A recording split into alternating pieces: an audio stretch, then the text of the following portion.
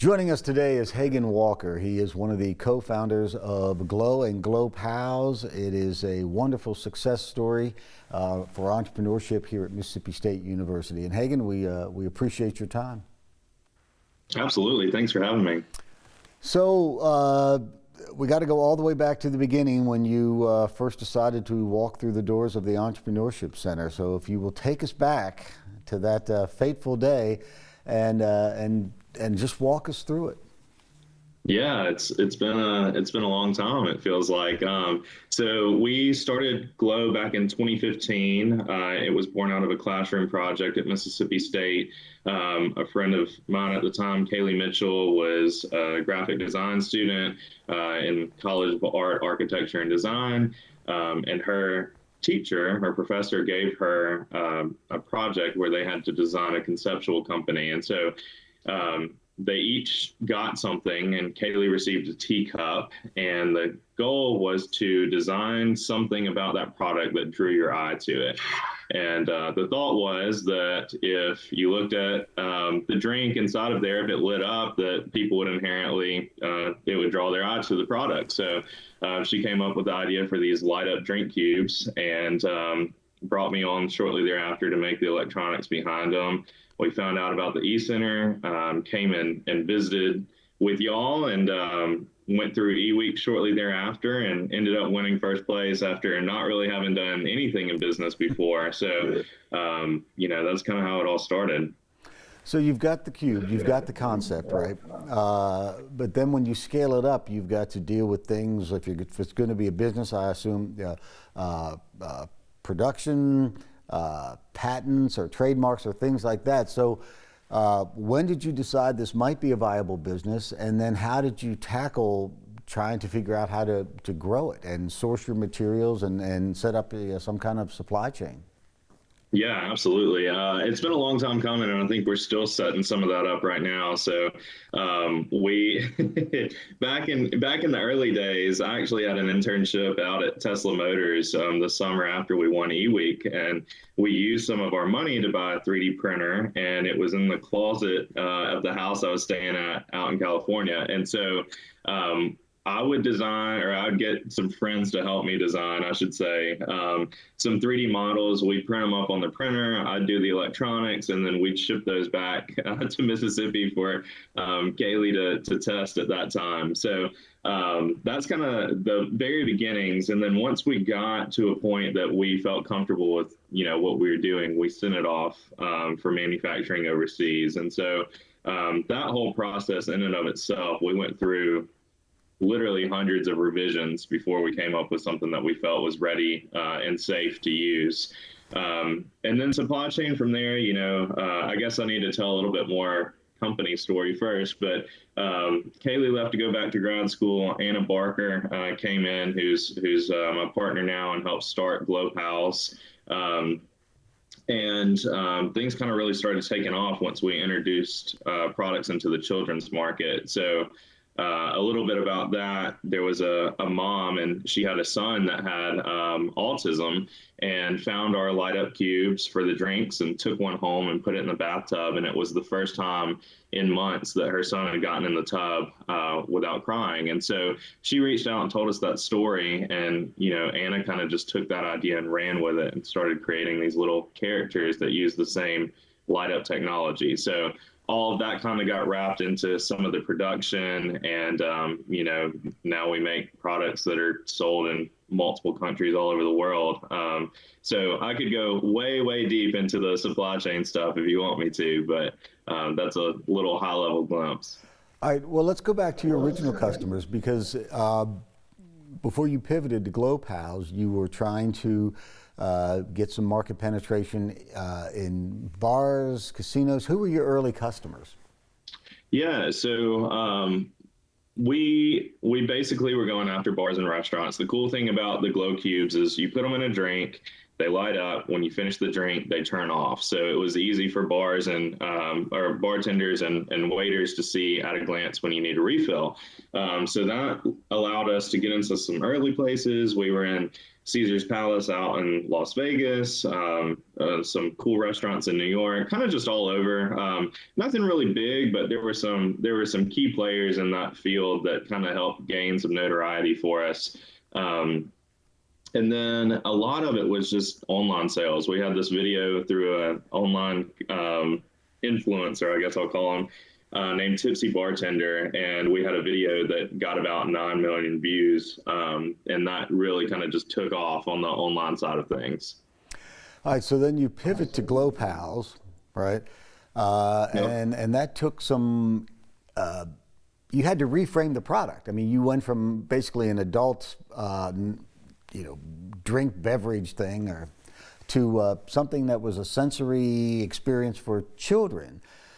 How did you make that pivot? I know Anna was instrumental in that, but you also had to rethink branding, and did you keep the two consciously separate? How did you develop the brand for Glow Pals? Yeah, that was something. It's interesting. We talk all the time, and it's a term that Eric Hill, I think, actually kind of taught Anna and I. But to be teachable, you always have to listen to your customer. Always, you don't want to ever be the smartest person in the room, and you want to be able to find ideas if they come to you, or however they might come, or whatever it might be. You always want to be teachable. So that idea came along. I told you about the mom. She reached out to us, and it was one of those moments where we were just like, this is something that we feel like we have to do. However, to your point there, we historically had made a drink that most people used in cocktails. And so internally, it was kind of funny because we talked about kids and cocktails, but we kept the brands completely separate. Anna redid a whole brand for Glow Pals. And that's how it stayed today. So Glow Cubes has a very kind of sleek appearance, that caters more to older people, and Glow Pals is more for millennial moms. So you've got Glow Pals. How long did it take for Glow Pals to overtake the traditional Glow Cubes in sales? It took about less than a year, probably 9 months or so. It was kind of incredible to see, and a lot of the team started pivoting that way. And did you see it? Did you have any idea it was going to happen? And then you saw this rise in sales. It took you by surprise a little bit? Oh, totally by surprise. And I feel like we're still playing catch up, and that was in 2018, just not knowing how big and expansive that market was. And the other thing was, on Glow Cube side, we'd get some key accounts that would order several thousand cubes at a time for a restaurant. And then for Glow Pals, you have a lot of smaller boutique stores that cater to millennial moms and things like that. Of course, there's also key accounts too, but we really built our basis off of those small accounts. And so it was kind of weird because, in one day, Glow Cubes could eclipse Glow Pals depending on the order, but it got to a point where we were seeing, this is clearly kind of the way that we need to be going. So, that was in 2018. 2019 sales really kind of took off. We were doing stuff to further the Glow Pals brand. And then, of course, the pandemic hit. And so we got extremely lucky because most people were now home with their children, trying to find a way to teach them, but also entertain them. And at the same time, bars and restaurants and event venues were closing down. And so, we got extremely lucky on pursuing Glow Pals when we did.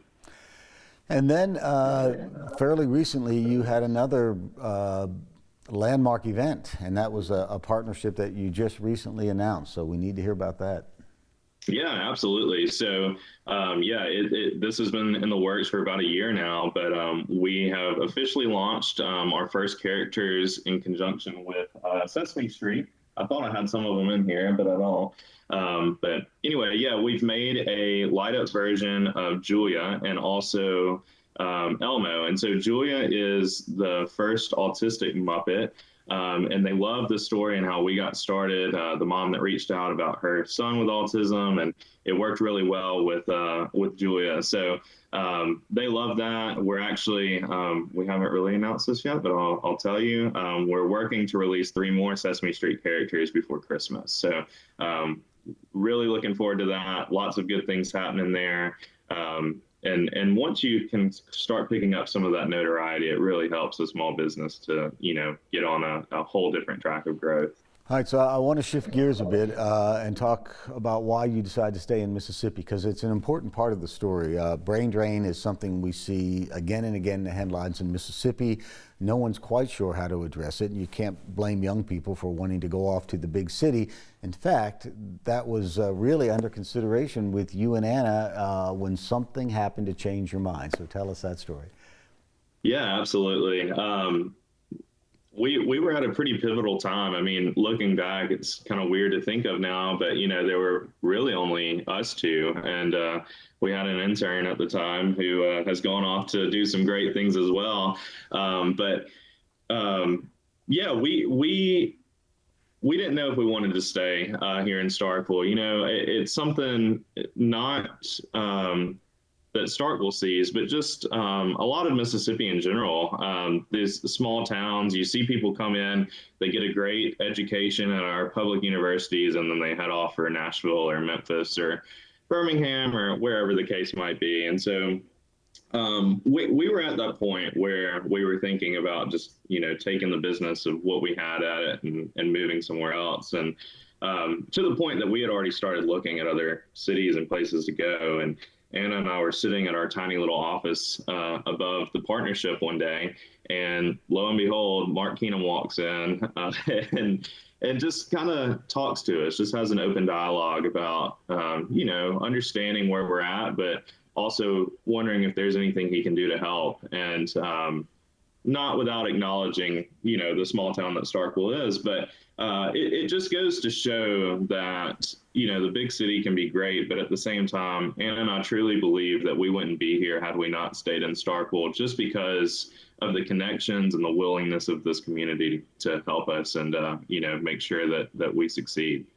Well, but it's a two-way street, because Starkville has benefited from you being here. You recently moved in to a building that had been abandoned for years and years and years. That sat right on Main Street, and it was almost like it was invisible, right? Because there was some storefront activity going on, but this huge old movie theater was just empty and pretty much ignored.